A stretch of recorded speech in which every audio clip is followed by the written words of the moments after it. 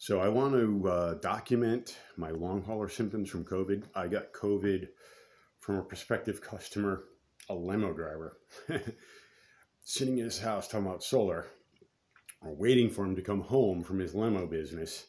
He was sick as a dog. And this was, I think, March 13th, 2020. I was already aware early January of 2020 that this was going to be a really bad pandemic, millions of people dying. And everyone was like, "You're crazy."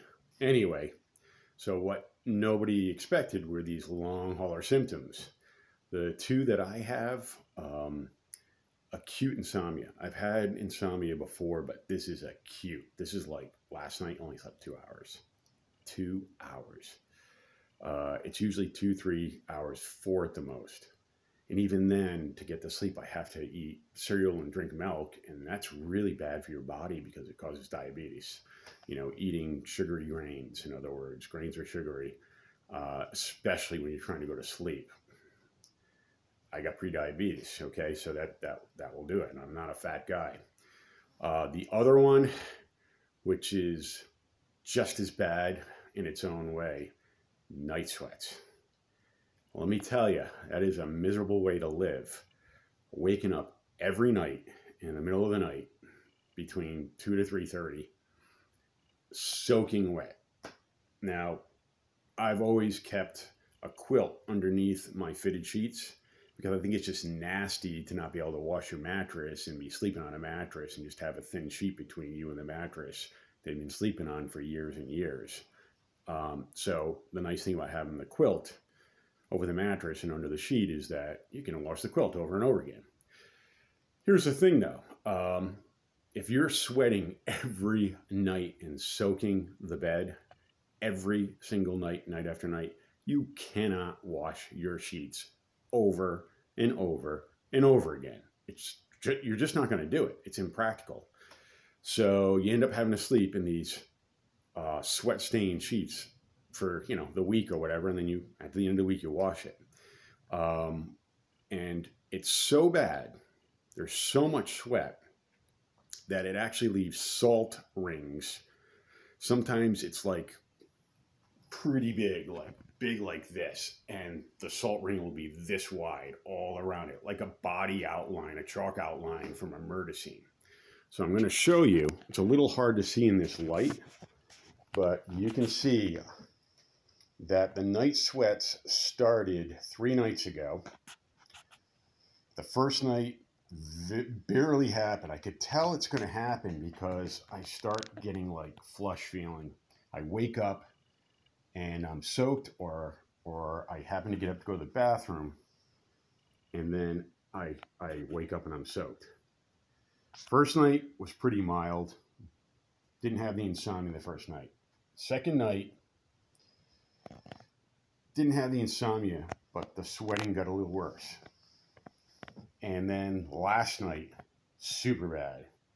And I'm talking about my pillow gets soaked. It's a feather pillow. I have to flip it and flip it and flip it and keep flipping it. And it just never stops. So why have I only had this for 3 nights this week? The reason is I discovered about 1.5 years ago that if I smoke pot before I go to bed, and I have to smoke a lot, not like a joint, if I smoke pot before I go to bed, I will not have the insomnia. That's kind of expected, right?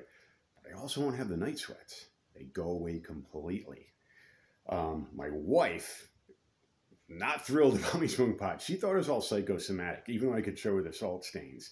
She's down on that. Like a lot of girls I dated before I got married, they were like, "Oh, you shouldn't smoke pot." I was one of those people that not smoke for 4 or 5 years, and then I would smoke, for like several months in a year, and then I wouldn't smoke for like 2 or 3 years. But once this happened, I have to smoke all the time, and that's tough on my lungs. And if I eat this stuff, it's really expensive, and it doesn't work as well because I have to use a lot of it to have it take effect, but it does work also. And ironically, I do not get high from eating pot. It's really funny. I have a real high tolerance, I guess. So thank goodness for this thing. And then ironically, we've just started hearing stories about how pot actually not only prevents or helps you fight getting COVID, but it also, if you have had COVID and you have long hauler symptoms, it relieves the symptoms. My wife thought I was crazy. So anyway, I ran out of pot on, I think it was Saturday or Friday last week. Today is Friday, so it's been a week. It usually takes 2, 3, 4 days before the symptoms return. And they don't return all like in a wave. It's a gradual buildup. And then like I'm saying, like by the 4th day, I have much worse salt stains than I just showed you. I'm talking about salt stains this wide. So you got to be wondering what it's doing to my electrolytes. So I have to take electrolytes, I guess, and vitamins and so forth. But here's the funny thing. About a month ago, I called up Brown University Medical School. I said, hey, I got something you may want to take a look at. It was actually, before that news article came out. I said, here's what I found. I described to them everything I've described in this video. And I said, well, let's set a doctor appointment. I said, no. I don't need to see a doctor because I know there's nothing a doctor's going to be able to do for me unless they're going to prescribe medical marijuana for me. There's nothing they're going to be able to do for me, but you may want to study the phenomena that's happening in me because it's happening to other people. And this is a way of treating it. No, they didn't want to do that. They went right back to, well, let's book a time for the doctor. Why do I want to pay a copay of like whatever, $100, $200 to just have them say, oh, well, there's nothing we can do. The point was so they could do research on it and study it because they probably have other people that they can also study. Unfortunately, the way funding works from the federal government, you have to get permission to run these pot studies. And you have to get the pot from the federal government. And if you're proposing a study that is critical of marijuana use, the government will give you the funding, they'll give you the weed, and they'll let you do your study. But if you want to do one that promotes the health benefits of pot, they only about 10% of the studies done are pro-pot. 90% are anti-pot. You can see where this is going. And when you get the pot from them, and I know this from researching this, they send you pot that's infected with mildew and mold, which you cannot use in the study. It's contaminated, so you can't do the study. Pretty sneaky stuff, right? Pretty sneaky. And why does this all happen? Because the FDA is owned by the pharmaceutical industry. It's actually funded by the pharmaceutical industry, even though it's a government agency. That happened a while ago. And it co-opts the mission of the FDA, which is to protect consumers from drug companies that are doing things that are bad. They don't want pot to get out there because pot competes with things like OxyContin. It competes with things like Marinol for glaucoma. So at the end of the day, I'm in a situation here where anybody who ever tells you that pot is nasty, evil, and stuff like that, they either don't know what they're talking about or they're liars. There are medicinal benefits, and there are medicinal benefits for long haulers. Will this work for other symptoms? I don't know. But it works for me. The thing that I don't like is if you have to smoke day after day, it is rough on your lungs. That's what I don't like about it. I really worry about that. I'm worried putting carbon in my lungs over and over again. Hey, it's not cigarette smokes. It's not nicotine and arsenic and all the stuff in cigarettes. But clogging your lungs up is going to aggravate it, and that could bring on cancer. So I guess maybe I need to get a water pipe and hopefully that resolves that, or I need to get a medical marijuana license. My doctor's not going to prescribe that because he's federally funded. He's part of a federally funded medical center. And if he prescribes it to me, they'll take his license away.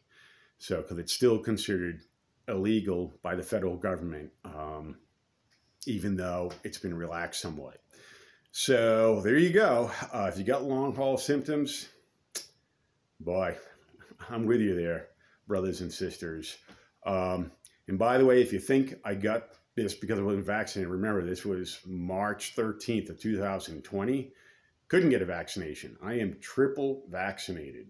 I've been super cautious, even though I'm in sales, in home sales, doing solar sales.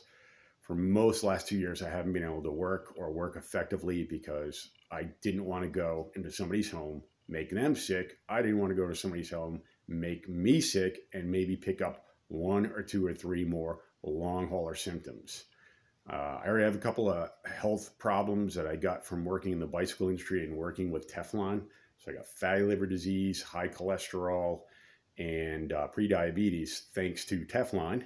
Thank you, Dow and 3M. You know, there you go. So I don't want to pick up more medical conditions. So be careful out there. By the way, if you ever see a video where somebody says, oh, vaccines aren't working, blah, blah, blah. Well, here's my story about that. I got my 3rd vaccine in October of 2021, and I reluctantly agreed to go with my wife to a small New Year's Eve party with 2 other couples at a house in Springfield, Massachusetts. Some old friends that we've known for a while, my wife's friends, really nice people. And I was nervous about it. I told her, look, you know, Omicron is the latest thing. It's surging. I really don't want to get sick. I really don't want to get other people sick. And I really don't want to pick up another long hauler symptom. But she says, well, if you don't go, I'm going to go without you. She's a sweetheart, but she's she's got the cabin fever, right? And we went, and those couples when we got there, it's a 2-hour drive, were complaining about sniffles and a nose drip. And they said they had a little cold. And boy, I got nervous. Well, we were in that house for 36 hours. It was a sleepover trip. Those people all tested positive for COVID. My wife and I took 4 tests each after that. We each took tests before we went there to make sure we didn't have COVID, and we didn't when we went there. We got out of there, we tested 4 more times, no COVID. The vaccine does work for most cases. Remember, it's like 97 or 98% effective for the Moderna. So yeah, thank you, Moderna. You might be, I don't know if I'd ever think of pharmaceutical company before, but it did help me. So, you know, I'm not a doctor, your doctor, but be careful about all that misinformation out there. The vaccine works. Why we have COVID, I'm suspicious of that, how it came out into the world. I'm very suspicious. I've been suspicious from the beginning. Having a journalism degree, I smelled some rats at the same time, just because there might be something nefarious between, of how COVID happened, how it created. I think it was in a lab with gain of function engineering. Despite that, the vaccine does work. So you can be mad that you have to take a vaccine. You can suspect that maybe the pharmaceutical industry launched this into the world so they can make money. I don't know. All I know is the vaccine works. And even if it were true, I am not going to not take the vaccine. When they have another vaccine, I'll take it again because I'm in sales. I have to go in people's homes. If I can't get in their homes, I can't make a living. So for all you people in the same boat, you can't make a living because of COVID, believe me, I know how you feel. It's been 2 years like this of barely making money, wiping out your savings. Anyways, I hope this is helpful, and love to hear your comments and see your stories. Tell me if you've gotten COVID. Tell me if you've got long haul symptoms. I know at least one other guy never had insomnia in his life, 2 tours of combat in Afghanistan as a Marine, and never had insomnia. He got COVID, and he's got massive insomnia like me. Oh, well, there's the cat. I gotta go feed her some kitty treats. Be safe.